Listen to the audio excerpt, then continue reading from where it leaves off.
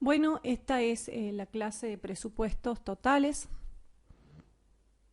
Bueno, el objetivo, como siempre, es que comprendan esta metodología y que entiendan que es una herramienta importante en la planificación de las empresas agropecuarias. Recordemos que estamos en la etapa del método de gestión que se denomina planeamiento. Esta etapa se divide en dos subfases, la subfase planificación y la subfase de programación. Tanto la clase anterior como esta clase estuvimos viendo métodos que sirven para planificar.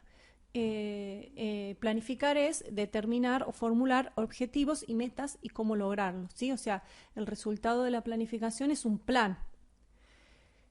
Básicamente respondemos a las preguntas ¿qué hacer? O sea, hacemos ganadería, hacemos agricultura, hacemos ambos. Dentro de una explotación agrícola hacemos qué cultivos elegimos para hacer en determinado año. Cuánto hacer es, utilizamos toda la superficie de la cual disponemos, cuánto hacemos de cada una, de cada actividad que estamos realizando, qué superficie hacemos de pimentón, qué superficie hacemos de orégano, por dar ejemplos, y cómo las hacemos, qué tecnología utilizamos, qué insumos utilizamos, etc. Acá para recordar también los métodos de planificación y el alcance que tienen. Si el horizonte es un ciclo productivo o menos de un ciclo productivo, los métodos que tenemos son los presupuestos parciales y los márgenes brutos, y el alcance es cuando las decisiones abarcan una parte de la empresa. En cambio, cuando las decisiones totales abarcan a toda la empresa, para un ciclo productivo usamos el método de los presupuestos totales, planificación programada y programación lineal. ¿Sí? Nosotros el método que vamos a ver es presupuestos totales, que es para un horizonte de un ciclo productivo y para el alcance de toda la empresa. Recuerden el enfoque de sistema. Siempre a la hora de hablar de una empresa, cualquier decisión que tomamos en una parte afecta el todo. Y bueno, para más de un ciclo productivo estamos hablando ya del largo plazo, donde pueden modificarse la estructura de la empresa, es decir, pueden modificarse los costos fijos. Los métodos que podemos utilizar son la evaluación de inversiones, programación lineal. Estos dos métodos últimos no los vamos a ver en esta materia específicamente. ¿Qué es presupuestar? Esto también ya lo vimos, es básicamente estimar los costos y los ingresos futuros. Y el método de los presupuestos totales, como dijimos recién, que se utiliza cuando se encara un cambio que afecte la integración de la empresa. Bueno, ¿qué es lo importante dentro de la estimación dentro de los presupuestos totales? El ingreso bruto y los costos totales. El ingreso bruto también vamos a recordar, porque ya lo hemos visto en otras oportunidades, se calcula multiplicando el rendimiento promedio en quintales, hectáreas, toneladas, etcétera, por el precio de venta estimado, ¿sí? Ingreso bruto es igual a precio por cantidad. El precio de venta es estimado, acá ya estamos hablando de el ciclo que precede, o sea que todo lo que vamos a calcular hasta ahora son estimaciones, ¿sí? El método de los presupuestos totales, entonces, es un método que consiste en estimar ingresos y egresos que derivan de la aplicación de un plan de producción que se diseña empíricamente. Se utiliza cuando se encara un cambio que afecta a la integración de la empresa, reiteramos, y el propósito fundamental es comparar rentabilidades, ¿sí? Esta es la diferencia con el método de los márgenes brutos. Por ejemplo, acá como afecta la totalidad de la empresa, ya utilizamos el término o el índice de rentabilidad. Recordamos que era el ingreso o la utilidad obtenida, la utilidad estimada sería en este caso, dividido en el patrimonio total o en el activo total de la explotación, multiplicado por 100 para que nos dé porcentaje. Entonces, Una vez que hemos calculado las rentabilidades, debemos tener, por supuesto, 2 o más alternativas para poder comparar la rentabilidad 1, la rentabilidad 2 y la rentabilidad 3, y así elegimos el plan que mejor rentabilidad tenga, por supuesto. El diseño de un presupuesto total consta de 2 etapas. Primero se establece o se realiza el plan técnico. Fijamos los objetivos y las metas.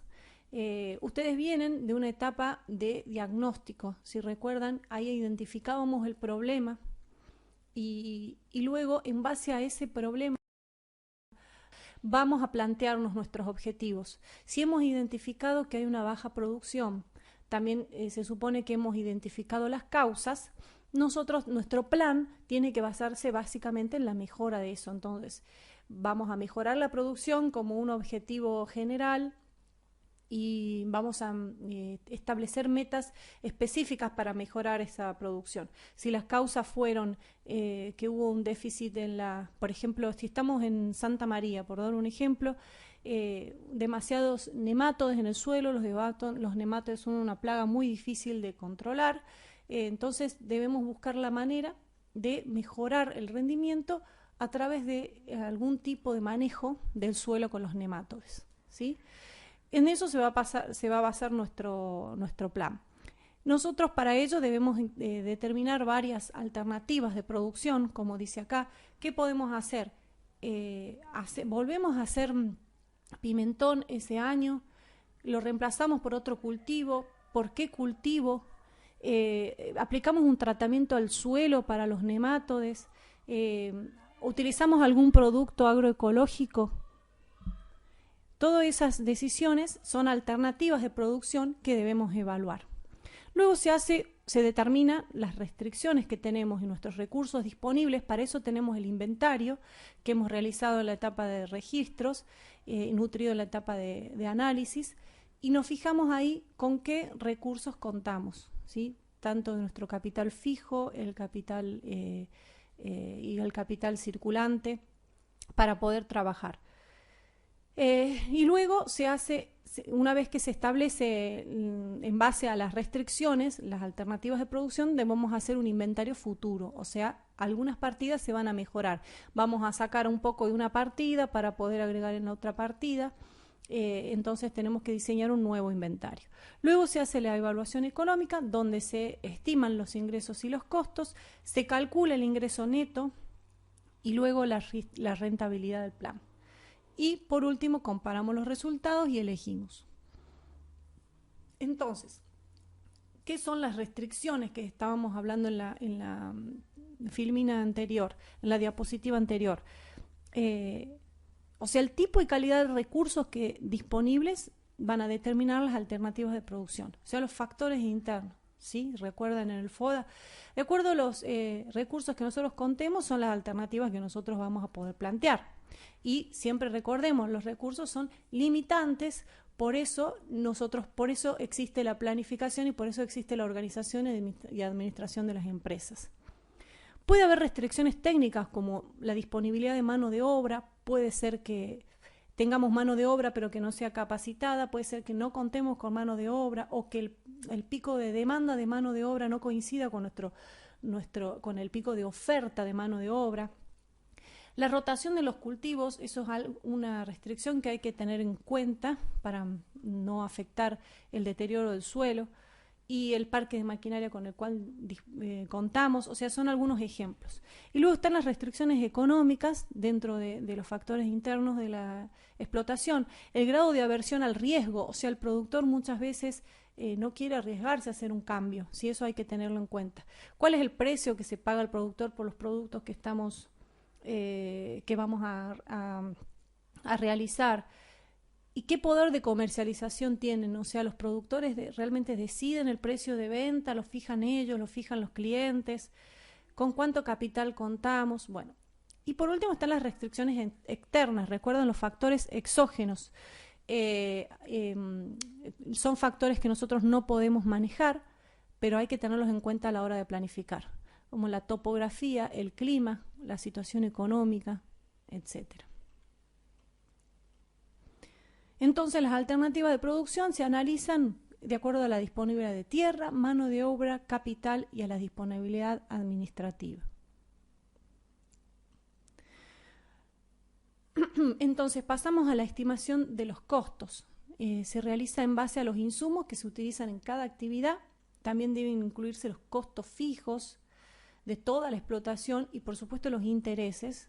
Incluir tanto los costos efectivos y no efectivos, por ejemplo la mano de obra familiar, la depreciación y los intereses, bueno, que les acabo de mencionar. Y en los ingresos también se estiman en base a la superficie destinada a cada actividad y los rendimientos que hemos obtenido en cada una de esas superficies. Luego se estiman los precios, y los precios pueden ser ya sea por tendencias históricas o por el precio de venta de la zona. Como, de acuerdo a la coyuntura de nuestro país, es siempre conveniente ver precios de referencia en la zona, porque es muy variable año a año. Se incluyen los ingresos no efectivos, como por ejemplo el autoconsumo, lo que la familia destina para abastecerse. Y bueno, el inventario final, que es un ingreso no efectivo, también debe incluirse. Acá hay un ejemplo de estimación del ingreso neto y de la rentabilidad en un establecimiento agroganadero. Tenemos la parte de agricultura. En este caso se ha planificado, se ha decidido realizar 300 hectáreas de soja, 280 hectáreas de girasol, 100 hectáreas de maíz, 100 hectáreas de sorgo, sobre un total de 780 hectáreas. Se han estimado estos rendimientos, como pueden observar aquí en cada uno de estos cuadritos, y se ha fijado los precios de venta de acuerdo al precio de referencia de la zona. Entonces se calcula primero el ingreso bruto, multiplica la superficie por el rendimiento y por el precio, y ahí obtenemos el resultado para cada uno de estos cultivos. Luego los gastos totales, y así obtenemos el margen bruto para cada una de estas actividades. Estos son los márgenes brutos, de aquí podemos obtener un margen bruto global, pero este no es el indicador, recuerden, que nos sirve para comparar rentabilidades o que nos es útil para este presupuesto, ¿sí? Entonces continuamos con la etapa ganadera, ¿sí? El resultado de la ganadería. Acá están lo que se estima que se va a vender de vacas de descartes, de toros de rechazo y de vaquillona, con sus precios respectivos. Entonces el ingreso total va a ser la suma de la venta de cada uno de estos rubros, y luego están los gastos de arrendamiento, los gastos de alimentación, los gastos de sanidad, los gastos de flete y comercialización. Hacen un total de gasto de 101.378 pesos, ¿sí? Ahí podemos ya calcular el margen bruto ganadero, que sumado al margen global margen bruto global de la agricultura, ya tenemos el margen bruto global de la explotación, ¿sí? Por último, a los ingresos brutos ganaderos, ingresos brutos agrícolas, otros ingresos, se estima el total de ingresos de la explotación. Lo mismo con los costos, estos son los mismos costos que estaban en los gráficos anteriores, y se le agrega acá gastos generales y amortizaciones, ¿sí? Ahora sí podemos calcular el ingreso neto.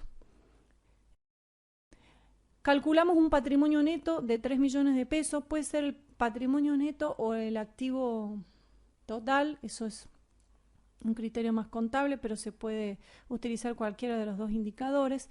Y la rentabilidad de esta explotación es del 2%, la rentabilidad de este planteo, de una alternativa de producción. Esto debería realizarse otra alternativa de producción con una combinación de actividades diferentes, por ejemplo, y se comparan las rentabilidades y así elegimos qué es lo que vamos a hacer o cuál va a ser nuestros objetivos y metas para el año que precede. La utilidad de los presupuestos es poder comparar alternativas de propuestas o alternativas de planificación, estimar un capital de operación para que la empresa vaya a utilizar durante el periodo que se ejecute ese plan. Nos aporta información para el presupuesto financiero también, que después vamos a ver en los próximos trabajos prácticos, que tiene que ver ya con la etapa de programación. Nos brinda información para solicitar y obtener créditos también, y nos permite controlar para comparar lo que se planificó versus lo que se ejecutó. Bueno, esta ha sido la clase de presupuestos totales.